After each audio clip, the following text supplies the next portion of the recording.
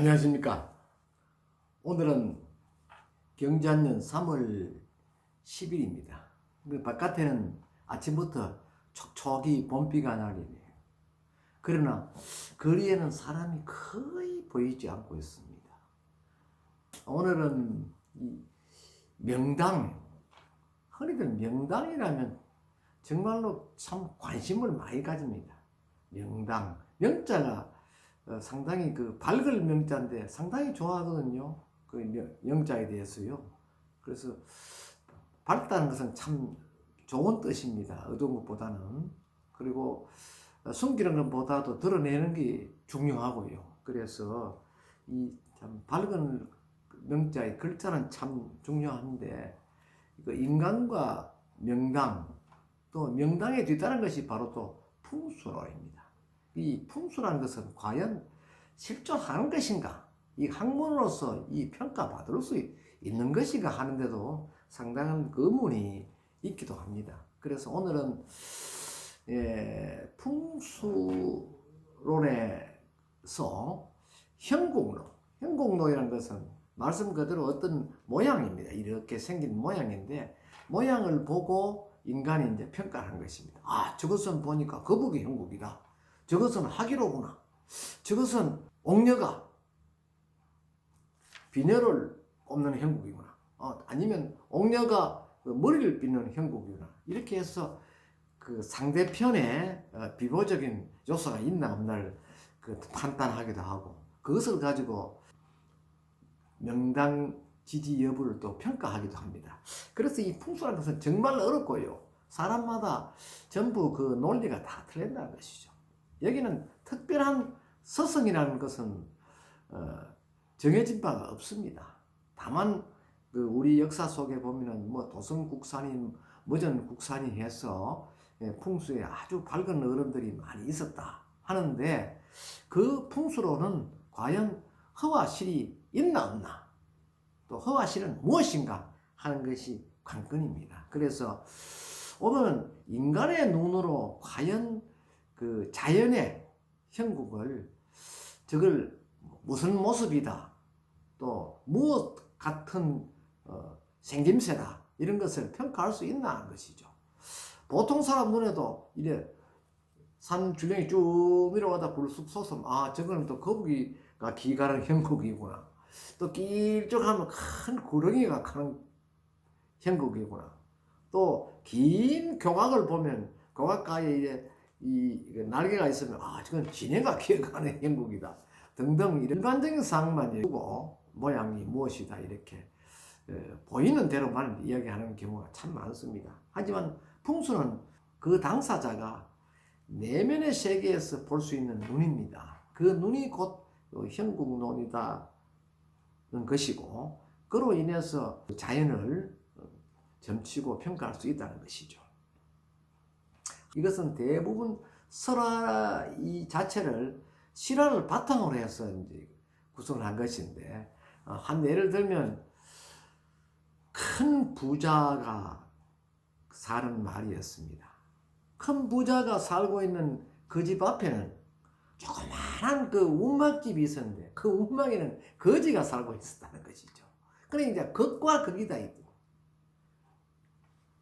이 사람은 늘 재산 지키기에 부자는 바빴죠. 그래서 여름날인데, 아마 어느 여름날이었던 모양입니다. 이분이 큰 마당에, 넓은 마당에 나와서 살필상을 펼쳐놓고 거기에다 이제 잠을 청하는데, 그날은 또 보름날이어서 별도로 밖에 불을 켜지 않아도 휘영청 밝은 그러한 보름날 빛이, 달빛이 훤히 세상을 비춰주었다는 것입니다. 그런데 문득요,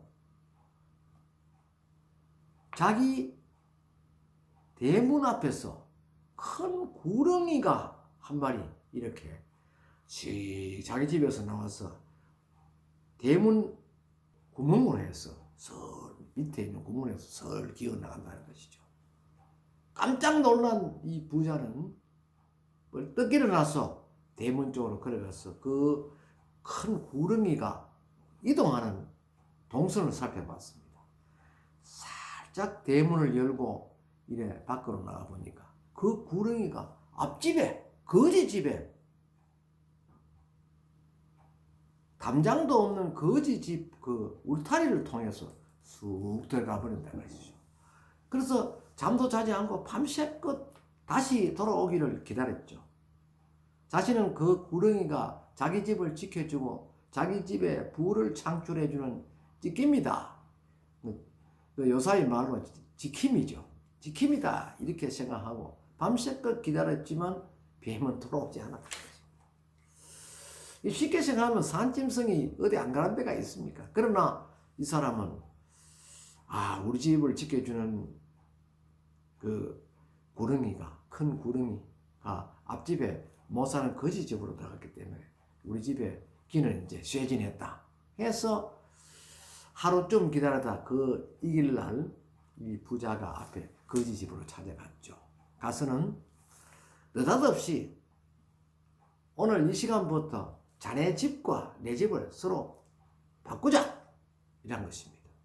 예를 들면 거지 집은 한 50만 원 정도 효과를 한다면 이 뒷집의 큰 부자 집은 요새 같으면 수십억이 넘는 그런 큰 집이었습니다. 그런데도 불구하고 뒷집에 큰 부자가 앞집에 거지 집에 와서 거지에게 제안을 하니까 처음에는 거지가 사람 놀린다고 그런 헛된 말을 하시지 말고 가라고 이렇게 했는데 하도 그 진지하게 이야기하기 때문에 어쩔 수 없이 그럼 후회하지 않습니까? 절대 후회 안 한다. 그럼 뒤에 가서 다른 말 안 하죠. 다른 말 안 한다. 바꿔달라 해도 안 바꿔도 됩니까? 된다. 이렇게 해서 이제 서로 약조를 하고 집을 바꿨습니다. 가솔 때는 이게 무슨 원인인지도 모르고 가장이 서둘러가 재촉을 하니까 어쩔 수 없이 그 비좁은 앞집에 거지집으로 가고 거지는 넉한 큰 집으로 이제 이사를 했다는 것이죠. 그런데 중요한 일이 생겼습니다. 그 이튿날 이 사람이 잘 때도 마땅 찾고 이래서 마당에서 서성거리고 있는데 문득 이틀 전에 보았던 그 큰 구렁이가 다시 운막집 뒤를 통해서 본래 자기 집 대문간으로 쓱 기어 들어간다는 것입니다. 이를 보고 깜짝 놀란 그 부자는 밤새 잠 한숨 자지 못하고 그 이길날 다시 뒷집에 큰 집으로 종전에 살던 자기 집으로 갔던 것이죠. 가서 애걸복걸 합니다. 제발 집을 좀 바꿔달라고. 집을 안 바꾸기로 약조를 안 했나 이라. 어떤 일이 있어도 안 바꾸기로 약속해놓고 왜 또 두 말을 하십니까? 이렇게 이야기를 하니까 내가 그냥 바꿔달라고 하는 거 아니다. 내 이 밭들에 있는 논 20마지기를 줄 테니까 그 20마지를 받고 집을 다시 바꾸세. 이렇게 했단 것이죠.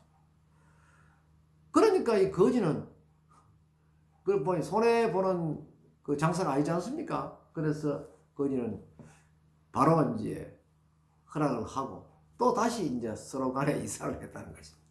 이렇게 해서 몇 번이나 번복하다 보니까 본래 부자가 거지가 되고 거지가 이제 부자가 됐던 것이죠. 그러니까 결론적으로요. 집을 지키는 지킴이라 할지라도 살아있는 생명체고 생물이기 때문에 어디든지 갈 수 있다는 것입니다.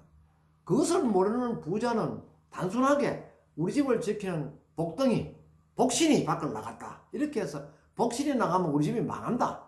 이런 식으로 옛날부터 저는 내려오는 속설을 믿어왔던 것입니다. 이것도 이제 하나의 그 신앙처럼 옛 조상들로부터 물려받았던 그러한 어떤 심리작용이죠. 그렇게 해서 이제 이 집은 몰락할 수밖에 없었다 하는 그런 얘기가 전승되고 있고요. 또 하나는요. 여러분들이 너무나 잘 아시는 그 1960년대에 새마을 운동이 본격적으로 시작됨으로 인해서 3.3.5 사업이다 해서 마을 안길도 넓히고 흙담도 새로 무너뜨리고 새로 그 브로커로 샀고 또 초가집도 헐고 스랩들을 이기고 또 기와를 이기고 이렇게 해서 대대적인 잘사기 운동이 벌어졌던 것은 여러분들이 너무나 잘 아는 사실입니다. 그럴 즈음에 어느 그 마을에, 그 마을은요 신장로에서 마을로 들어가다면은 그 앞에 큰 그 하천이 있었다는 것입니다. 그래서 비가 많이 오면 절대로 외지에 출행했다가는 자기 마을로 들어갈 수 없다는 것이죠. 둘러 산으로 해가 내려오지 않으면 결코 그것은 불가능했다는 것입니다. 그럴 점인데 마침 새마을 운동으로 그 징검다리가 되어 있던 그 마을로 건너는 다리가 문득 세멘트로 이래가지고 콘크리트로 교각이 생기는 거죠. 일정하게. 그걸 한 100여 미터 되는 다리를 탁 놔주기 그 얼마나 좋습니까? 그래서 온 마을 사람들은 풍물을 치고 춤을 추고 난리가 났죠. 뭐 그렇게 해서 아주 신바람 나게 얼마 동안 살 수 있었는데 그러던 어느 날부터 마을에 이변이 생기기 시작했다는 것이죠. 그 이변이라는 것은요, 높이 생각하면 우연의 일치가 되었다 이렇게 말할 수도 있지만 어느 날부터 갑자기 마을의 젊은 청년들이 불의의 사고로 인해서 목숨을 잃어버리기나 갑작스레 아파서 죽어버리기나 이런 일들이 자꾸 벌어졌다는 것이죠. 그게 계속되니까 매년 계속되니까 마을에 청년들이 없었다. 그래서 마을은 참 우울하고 그 마을은 침묵이 계속됐던 그런 마을이 있었다고 합니다. 이것은 싫어하기 때문에 어느 마을이라고 지칭할 수도 있습니다만 그 마을의 그 전체적 의미 때문에 밝힐 수 없음을 양해해 주시기 바랍니다.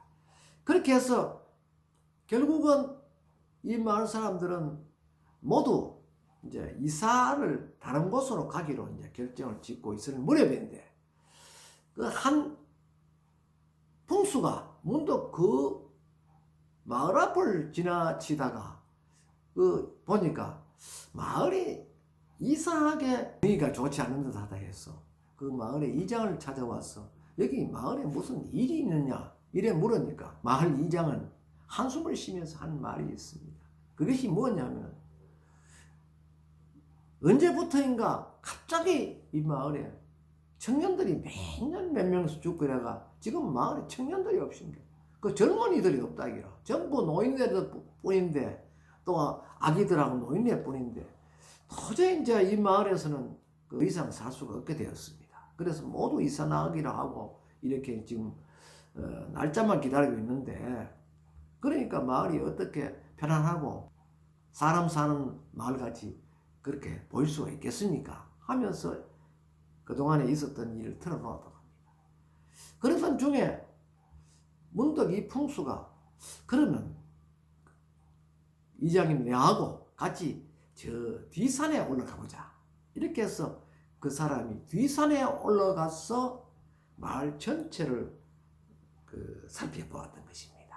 그러다가 아무 말 없이 내려와서는 이 새로 놓은 다리 앞에 와서 하는 말이 자 여기다가 그 마을 쪽에서 저쪽 큰 신장로 쪽을 바라보고 두 마리의 뚜꺼비를 씌워라. 그러면은 다소 그 불안한 감을 해소할 수 있을 것이다. 그렇게 시켰다고 합니다. 아마 이 풍수는 그 형국론을 볼 줄 아는 그런 풍수였던 모양입니다. 그러나 그 이장 자신도 그런 것을 믿지 않은 사람인데 너무나 마을에 이상한 일들이 자꾸 생기고 이러니까 그 말을 따르지 않을 수 없었다는 것이죠. 그 이제 이장은 그분을 보내고 마을에 이제 개발위원, 새마을 지도자 남녀 이래 불러가지고 이런 이야기를 들었다. 어떠냐 하니까 지금 뭐 하루아침을 예측하지 못하는데 그게 대수냐? 당장 합시다. 이렇게 해서 돌공장에 가서 뚜꺼비를 큰 놈으로 두 마리 해서 양가에 씌웠다는 것입니다. 그로부터 이변이 생기기 시작했습니다. 마을에 젊은 청년이 한둘이 겨우 남아있는데 그 사람이 몸이 아파가 시름시름 가는 사람이 갑자기 이 사람이 막 밖에 지게를 지고 나와서 일하러 나오고, 이게 활동이 전에하고 틀리거든요. 그 광경을 본 마을 사람들은 다른 말을 하지 못하고 그를 예의주시했다는 것이죠. 그러다가 1년이 흘렀는데 그 이후에는 마을에 아무런 사고가 없었다. 그래서 이를 이상하게 생각한 나머지 그 이듬해 보름날 아침에 이 마을의 동대표들이 그 풍수집을 찾아가서 그 인사차 갔던 것입니다. 그래, 당신이 시키는 대로 했더니만 마을에 이상은 불상사가 없었다 하니까, 하하, 그러면 내가 역시 본대로 형국이 맞구나 이렇게 하면서, 사실은 여차저차 이러한데 그 새마을 사업으로 놓아둔 그 다리가, 교각의 날개가 마치 멀리서 보니까 큰 진해가 마을로 들어오는 형국이더라. 근데 우리 이제 선하나 동화에서도 나온다마는 그 진해는요, 젊은 피를 좋아한다. 그렇기 때문에 마을 사람들이 지금까지 시름시름 앓으면서 목숨을 잃게 되었다. 뭐 이런 것이었습니다. 이 말을 들은 마을 동대표들은 반신반의했지만 뭐 이렇든 저렇든 간에 그의 처방으로서 이후에 아무 일이 벌어지지 않았으니까 감사하다는 인사를 하고 왔다는 것이죠. 이것이 형국론에 비방하는 하나의 비보적인 그 처방입니다. 그래서 항상 풍수에는 비보가 있죠. 이쪽에 한쪽이 약하면 나무를 큰 것 심든지, 그렇지 않으면 뭐 큰 건물을 지어서 이 형국 자체를 좀 높여서 그 쏟아지는 것을 막아내는 그런 형식으로 보완한다는 것입니다. 이것을 풍수에서는 비보다 이렇게 이야기를 하죠. 그런데 이런 비보와 풍수의 논리가요, 전혀 맞지 않은 것은 아닙니다. 형국론은요, 그 일반인들도 대략은 볼 수가 있는 것입니다. 그리고 형국론의 어떤 반대되는, 그 형상에 반대되는 그런 행위는 스스로 하지 않는다는 것이죠. 어떤 지방입니다. 어떤 지방에 큰 그 산줄기에 내려오는 줄력이 쭉 해서 개울가에서 살이 그 줄기가 멈춰지는 곳인데, 그것을 흔히들 이제 학형국이다 이렇게 이야기를 했죠. 개울 쪽에는 이제 학의 그 주둥이 부분인데, 그 줄령 아래에는 학의 머리 부분에 여러 상의 묘가 있는데, 그 묘의 주인공인 후손은 도 단위에 큰 관리를 하고 있고, 또 지방 단위에도 아주 그 수장을 하고 있는 그런 인물들이 있었습니다. 그래서 그 후손들은요, 그 묘역 주변에서 뭐 짐승을 그 마을 사람이 먹이든, 동네 사람들이 화전을 하러 오든, 묘역을 뭐 엉덩이로 문대어 타든지 아무런 제재도 하지 않았다는 것입니다. 그리고 그 묘사를 지낼 때면은 마을 사람들이 오면 전부 다 갈라주고 하나도 집에 가지도 않고 다 나누어 먹었다는 거죠. 그러한 자신들은 늘 여기가 학의 머리 부분이라서 먹을 것이 많아야만이 우리 선조가 잘 되고 우리 후손도 그 발복을 한다, 이러한 마음을 먹었다는 것이죠. 그래서 늘 승승장구를 했는데 어느 날 갑자기 그 일대에 큰 산불이 났어요. 그 산불이 나고 난 뒤에부터는 갑자기 그 밑에 묘소까지 불길이 뻗어서 몽땅 다 타버렸다는 것입니다. 그로부터 얼마 후에 서서히 시름시름 벼슬을 하는 사람들이 병이 나고, 또 지방 단위에 있던 사람은 관직에서 물러나고 하는 그런 병고가 생겼다는 것입니다. 그러니까 학의 주둥이 부분, 그 학의 몸통이 전체가 불에 타버리게 되면 결국 죽었다는 것이죠. 그리고 학의 주둥이 부분에 사람이 온다든지 소가 온다든지 염소가 온다든지 뭐 이런 동물들이 와서 그 놀면은요, 먹거리가 항상 있기 때문에 후손들이 넉넉하다, 이렇게 풍수 논리로 이제 평가를 했다는 것입니다. 그러던 곳에 불이 나서 몽땅 타버렸으니까 후손들이 뭐 우연일치로 전부 낭만을 하고 이렇게 했다는 것입니다. 이러한 이야기는요, 또 비슷한 게 있습니다. 어느 학계에 아주 원로 되신 분이 고향에 선산에 이제 자신의 그 선조의 묘가 있었는데, 그 묘가 항상 이제 수분이 촉촉하게 있었어. 물이 찔뻑하고 이랬어. 성묘를 하려고 해도 한 번도 무릎을 꿇고 할 수는 없고, 그래서 신을 신은 채로 반배만 하고 이러고 이랬는데, 산에 갈 때마다 그 후손들은 이 부모님의 산소가 이래가 되겠나, 이렇게 늘 고민을 했다고 합니다. 그러나 뭐 별다른 일이 없고, 그것도 뭐 승승장구하고 자꾸 출시하고 이러니까 관심을 늘 두지 않고 잊고 있었다는 것이죠. 그러던 중에 우연히 이제 그 풍수를 전공하는 그 학자 한 사람하고 같이 선산을 방문할 그런 기회가 있었어. 우연히 그 어른의 묘소를 보였더니만 그 사람이 깜짝 놀라면서 여기는 물이 쓰이기 때문에 이장을 해야 됩니다, 이렇게 이제 주장을 했다는 것이죠. 이 사람은 자기가 중앙에 장관급에 있으면서 과연 그것을 받아들여야 하나 말아야 하나, 이렇게 상당히 고민을 했는데, 이 풍수 쪽으로 전공하는 교수가 그런 말을 하니까 상당히 고민을 하다가 결국 그의 뜻을 따르기로 했는데, 그녀 풍수가 그 일대의 주변을 선산을 살펴보고 마침 이보다 더 좋은 자리가 있다 이래서 거리 옮기기로 하고 준비가 다 해놓고 이제 개장을 하는데, 문득 그 산소 봉우리를 쓱 이래 파헤치는데 조금 한 뼘 정도 파니까 물이 하나도 없었다는 거죠. 흑색이 노랗게 포하게 말라 있었다는 것이죠.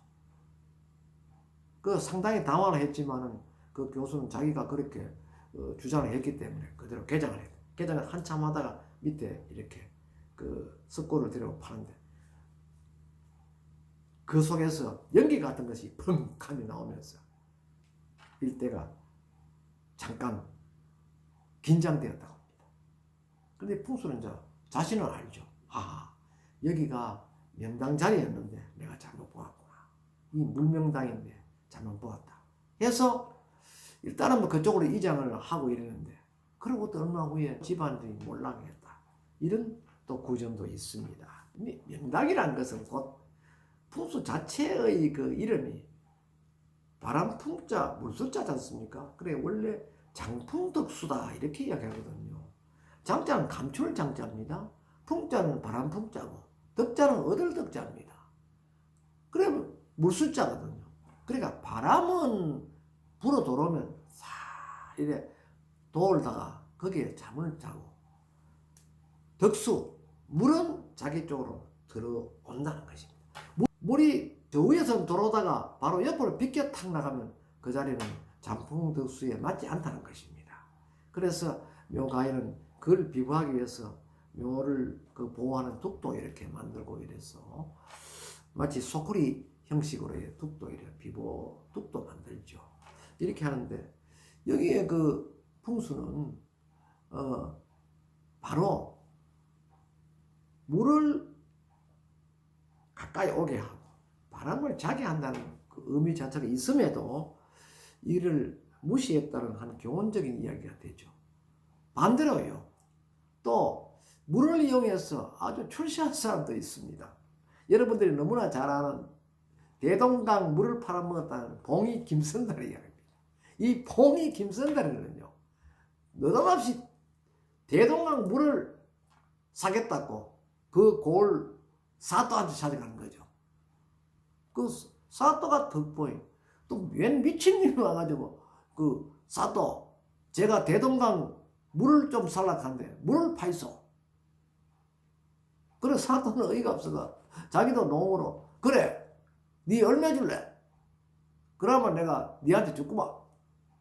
사또에 대동강 물 파는데 어디 지 어디 뒤에 가서 뇌물 먹었다 갖고 구속될 일도 없고 이랬어. 그래요. 얼마 줄래? 이 봉이 김선달이 얼마든지 사또께서 달라는 대로 드리겠습니다.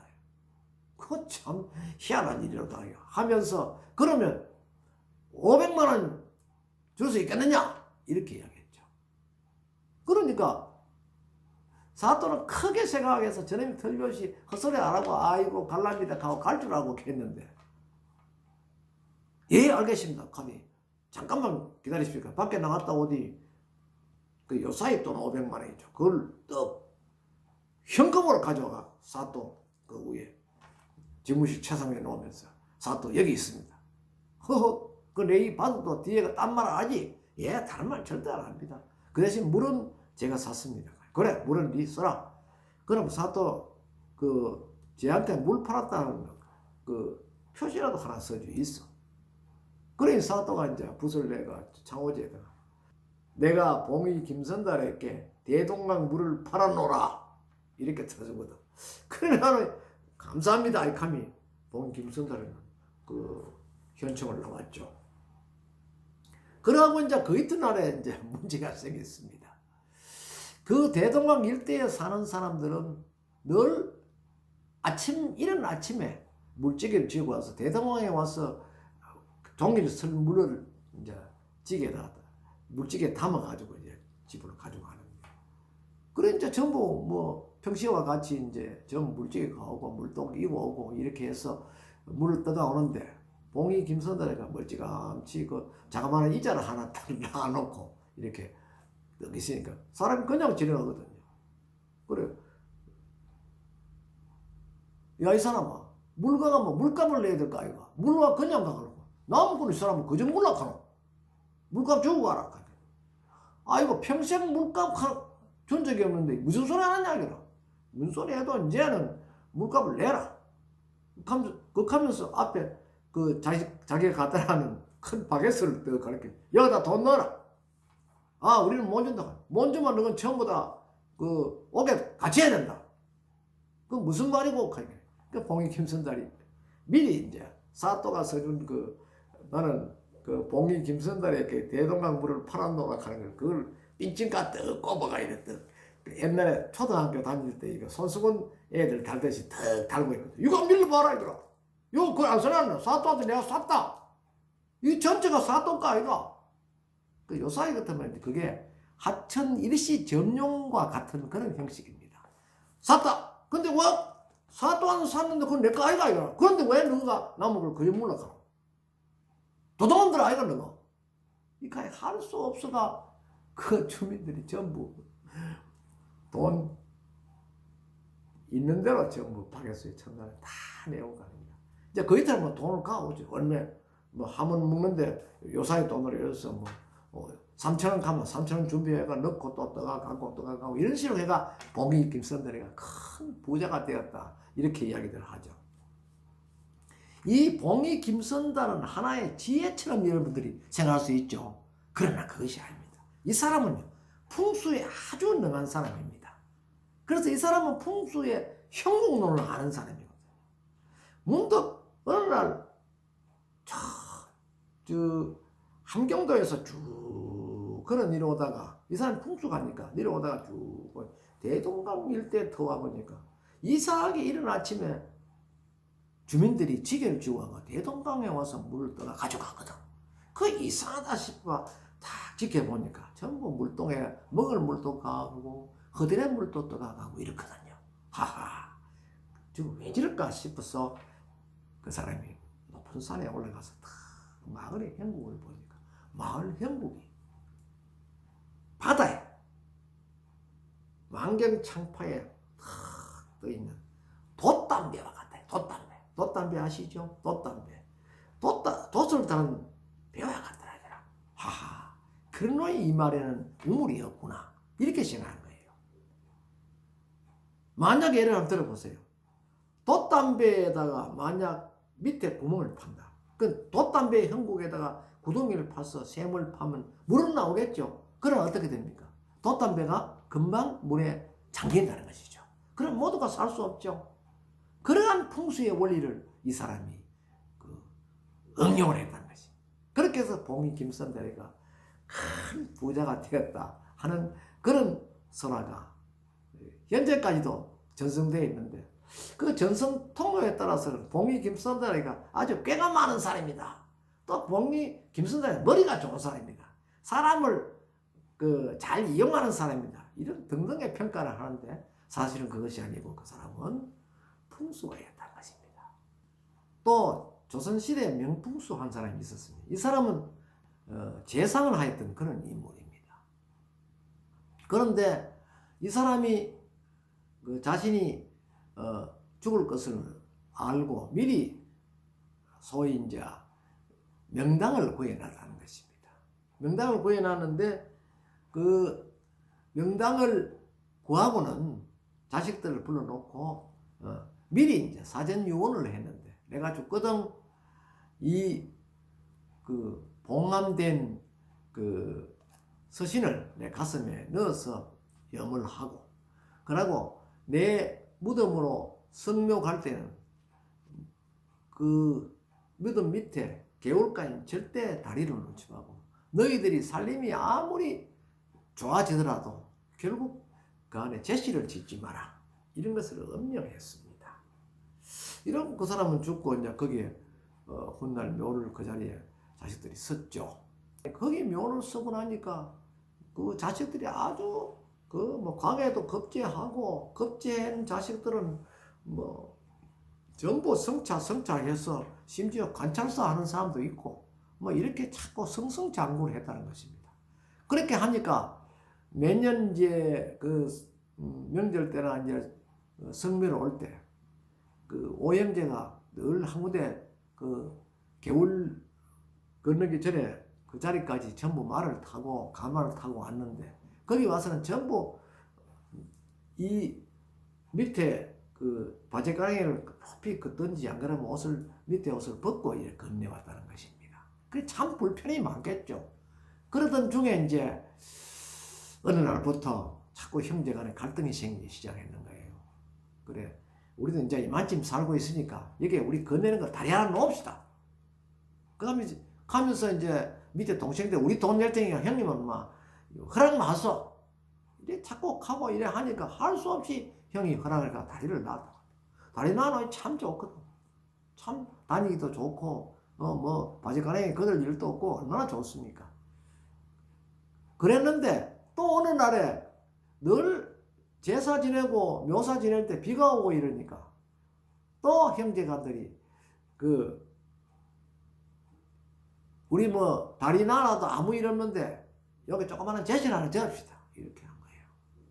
그래서 이제 제시를 할 수 없이 지었다고 합니다. 그러면 큰아들은 동생들이 자꾸 하니까 아버지 유지가 있었고 엄한 유언도 있었지만은 그걸 따르지 못하고 동생들하고 합의를 보게 된 거죠. 그렇게 해서 이제 앞에 개울 걷는 다리도 놓고 그 다음에 작은 제실도 짓고 이렇게 해서 편하게 지냈는데, 문제는 여기서부터 발달하기 시작합니다.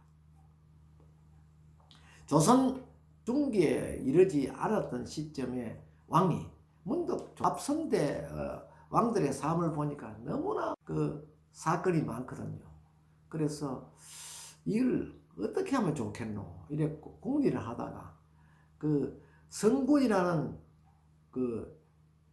앞전에 임금 한 분의 묘를 떡 일관에게 시켜서 한번 보라 하니까 그 일관에 갔다 와서는 거기에는 왕이 누울 자리가 아닙니다. 그리고 시신이 전부 머리카락이 길어지고 손톱이 길고 하는데 빨리 이장을 해야 될 것 같습니다. 그것 때문에 자꾸 이런 병고가 생기고, 만약에 명당으로 이장을 하면 조선이 100년간은 더 갈 수 있습니다. 이렇게 이야기를 한 거죠. 그래서 그 이야기를 들은 왕은 즉시 이때 선왕을 모실 자리를 구해라 이렇게 한 것입니다. 그래 그 사람은 뭐 한양 부근 일대를 다 헤맸는데 마땅한 명당을 구할 수 없었는데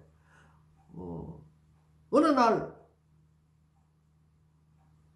깊은 계곡을 들어가는데 갑자기 비가 왔다는 것입니다. 근데 비를 피하려고 하니 피할 그 집이 없었는데 마침 보니 저 산기슭에 조그마한 제실이 있거든요. 그래서 제실 앞에 보면 또 다리가 있는 거예요. 그 다리를 통해 제실 안에 들어가 비를 피하고 비가 먹고 난 뒤에 나와서 사방을 살펴보니까 참 그 주변의 경관이 참 좋았다는 것입니다. 그래서 다시 다리를 건너가 건너편에 와서 그 제실 있는 위쪽에 딱 보니까 천하명당이 한 자리가 탁 있는 거예요. 그래가 막 급한 김에 막 숨도 쉬지 않고 뛰어 올라갔는데 앞불사 거기에는 이미 묘가 서 있어. 그래 아무 것이 묘 재상 아무 것이 묘라고 서두었던 것입니다. 그래서 왕에게 급히 뛰어가서 보고를 했죠. 천하명당을 발견은 했습니다만 이미 그 앞전에 재상을 하였던 아무 것이 그 묘였습니다. 이를 어찌하면 좋겠노 하니까. 그래 이제 왕이 그 얘기를 듣고 왕은 그날부터 후손들 이제 중에서 가장 그 높은 자리에 있는 큰아들을 불러가지고 회유를 했다는 것이죠. 너는 어떻게 해서 그렇게 부모한테 효를 하느냐? 참 부럽다.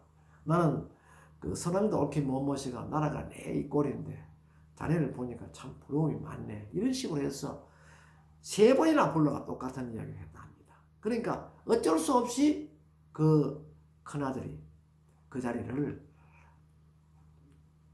왕에게 내주었다 합니다. 그리고 자신들이 그 아버지의 유언을 지키지 못하였던 점을 아주 그 가슴 치면서 후회했다 하는 그런 이야기가 있습니다.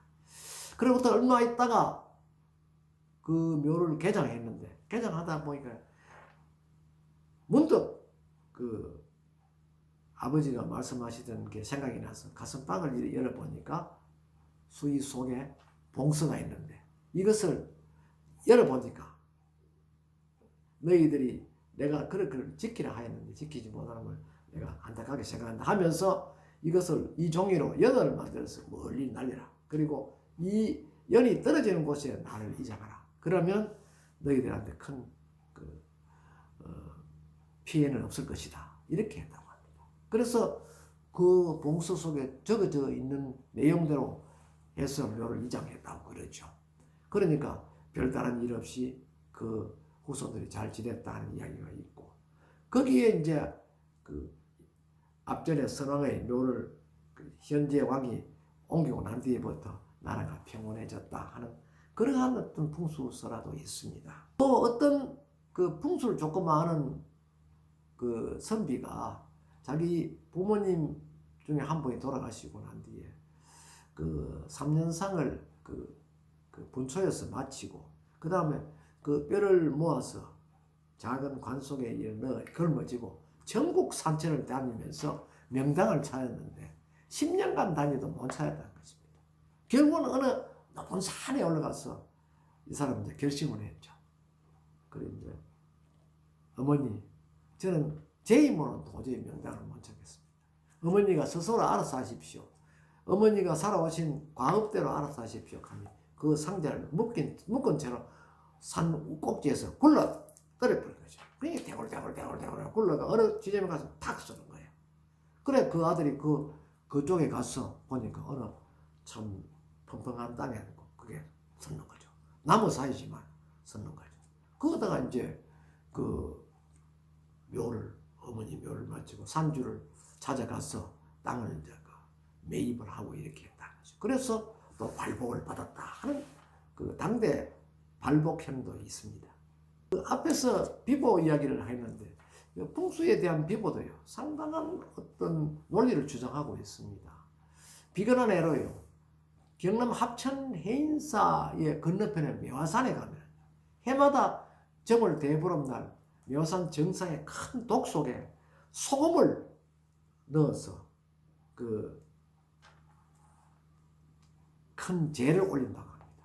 그 원인은 뭐냐면 소금은 이게 물의 결정체 아닙니까? 그걸 묻어둠으로 해서 멀리 앞에 내려다 보이는 해인사에서 화재가 일어나지 않는다는 것이죠. 그런 게 있는가 하면은 조선시대도예요. 궁궐을 새로 지으면서 인왕산이 호랑이산 아닙니까? 그 호랑이가 맞지. 호랑이산인데 그 산 형국이 또 호랑이 형국이면서도 또 불의 형국이에요. 화산의 형국이라는 것이죠. 그래서 늘 호랑이가 불을 물고 온다 해서 방법론을 생각한 끝에 경복궁 앞에 양쪽에 해태상을 2마리 탁 이렇게 버티고 있도록 했다는 것이죠. 해태란 것은 뭡니까? 결국 물 아닙니까? 물. 그래 물로서 한다. 그리고 또 집을 지을 때도 위쪽에는 용을 쓰고 밑에는 거북글자를 쓰죠. 용은 무엇입니까? 물 아닙니까? 거북이도 물입니다.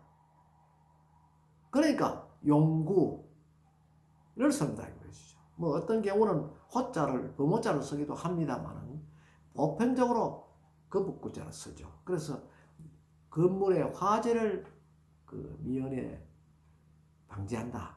이런 의미에서 그 상냥물에도 그렇게 적는다는 것입니다. 이러한 것을 종합적으로 미뤄보면 풍수는 허도 있지만 실도 있다는 것입니다. 다만 그 허와 실을 인간의 힘으로 어떻게 판단할 수 있나 하는 것이 가장 중요한 관건이죠. 그래서 명당은 아무나 맞이할 수 없다. 그래서 옛 그 서린들은